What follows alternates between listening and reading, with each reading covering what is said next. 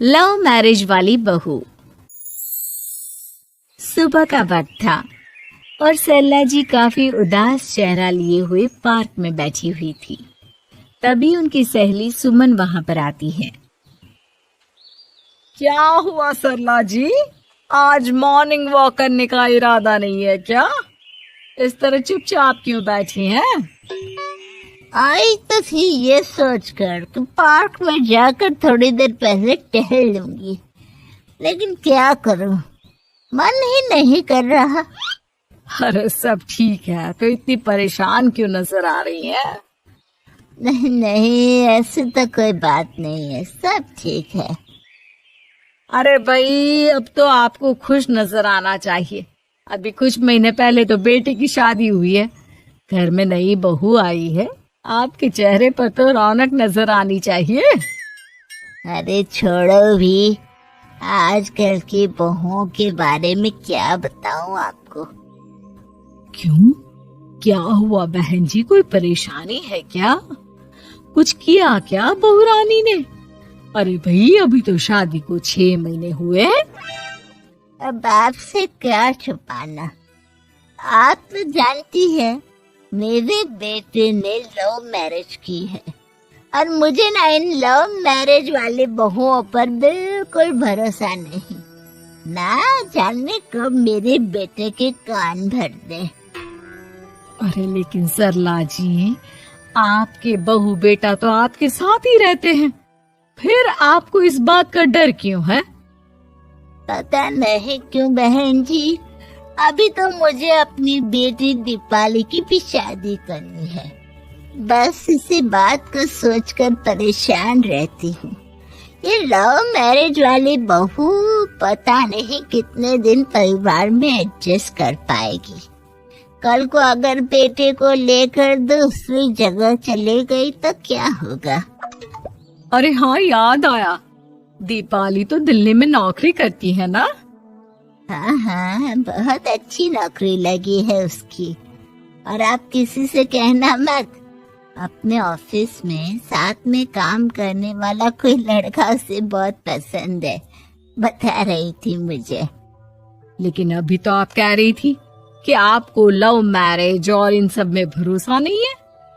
अरे तो क्या हुआ, जहाँ बेटी खुश रहे वही मैं खुश हूँ। और वैसे भी बेटी को तो दूसरे घर जाना है, वो लोग जाने और उनकी बहू जाने, मुझे तो बस अपनी बेटी का ब्याह करना है। अच्छा अच्छा, ठीक है ठीक है, जैसी आपकी मर्जी। लेकिन मुझे लगता है कि आप अपनी बहू के लिए कुछ ज्यादा ही सोच रही हैं। क्या पता वो वैसी ना हो जैसी आप समझ रही हो। सरला जी अपनी जगह से उठते हुए कहती है।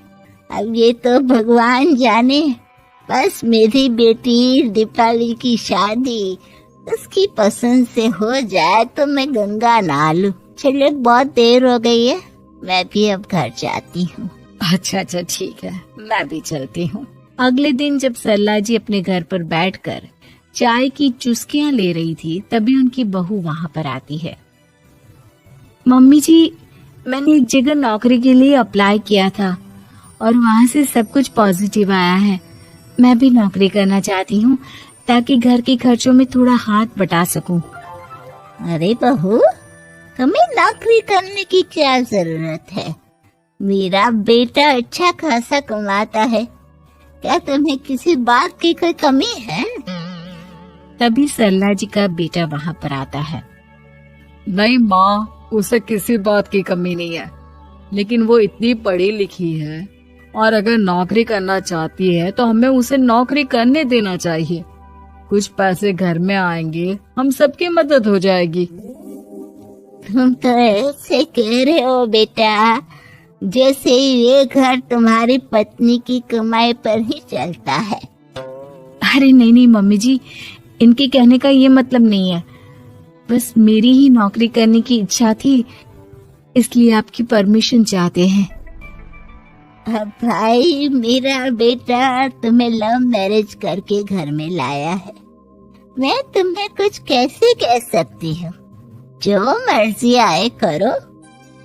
सरला जी का बेटा और बहू वहाँ से चले जाते हैं। अब उनकी बहू नौकरी करना शुरू कर देती है। कुछ ही दिन बाद सरला जी की बेटी दिल्ली से अपने घर आती है और अपनी माँ से कहती है, माँ, मैंने आपको बताया था ना, मुझे अपने ऑफिस में साथ काम करने वाले एक लड़के से बहुत प्यार है। मैं उससे शादी करना चाहती हूँ माँ। हाँ हाँ, तो मैंने कब मना किया।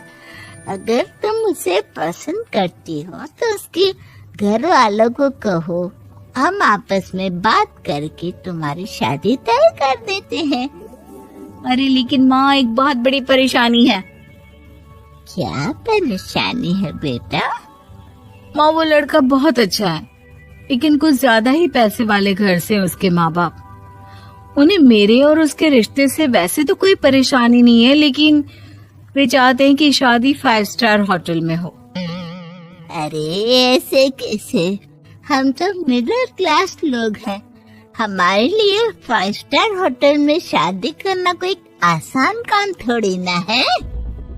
लेकिन माँ, मैं क्या करूँ? मैंने उनसे बात करने की बहुत कोशिश की, बस एक किसी जगह बात अटक गई है। साफ साफ कह दो बेटा, शादी करनी है तो ठीक है, लेकिन ये 5 स्टार में शादी करने वाली शर्त मैं नहीं मान सकती। अरे कैसी बात कर रही हैं आप मम्मी जी? अगर दीपाली को कोई लड़का पसंद है तो हम उनकी शादी के लिए पूरी कोशिश करेंगे, और अगर बात पैसों की है तो कोई परेशानी नहीं है। हाँ हाँ, तुम्हें तो बस बहुत आसान लगता है सब।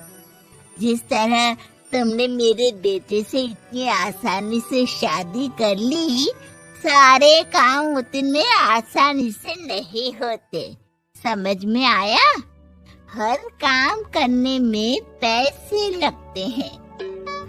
लेकिन माँ, मैं उस लड़की को बहुत पसंद करती हूँ। सही बात है बेटा, लेकिन तुम उस लड़के से साफ साफ कह दो, अगर उसे तुमसे शादी करनी है तो अपने घर वालों को मनाए। अगर नहीं मना सकता तो तुम दोनों अपनी गृहस्थी अलग से कहीं सेट कर लो। कोई जरूरत नहीं है अपने माँ बाप के साथ रहने की। मम्मी जी, ये आप क्या कह रही हैं? मैं भी तो आपकी बेटी के साथ लव मैरिज करके आई हूँ। अगर मैंने भी ऐसा ही किया होता तो? अब तो मुझे उल्टा जवाब देने लगी। देखो बहू, मैं तुम्हारी सास हूँ, मुझसे ठीक से बात करो। लेकिन माँ, भाभी ठीक तो कह रही हैं। हाँ, अगर बात शादी के खर्च की है तो मैं उस लड़के से कुछ कह सकती हूँ, लेकिन उसे अपने घर वालों से अलग होने के लिए कहना, ये सही होगा क्या? आप तो समझिए माँ।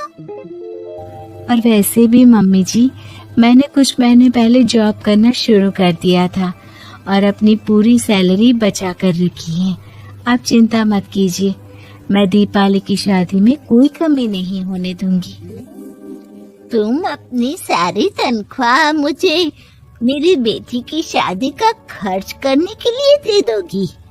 हाँ माँ, मैंने भाभी को पहले ही सब कुछ बता दिया था और वो इस बारे में सब कुछ जानती थी, इसीलिए उन्होंने पहले ही नौकरी करनी शुरू कर दी ताकि मेरी शादी धूमधाम से हो सके।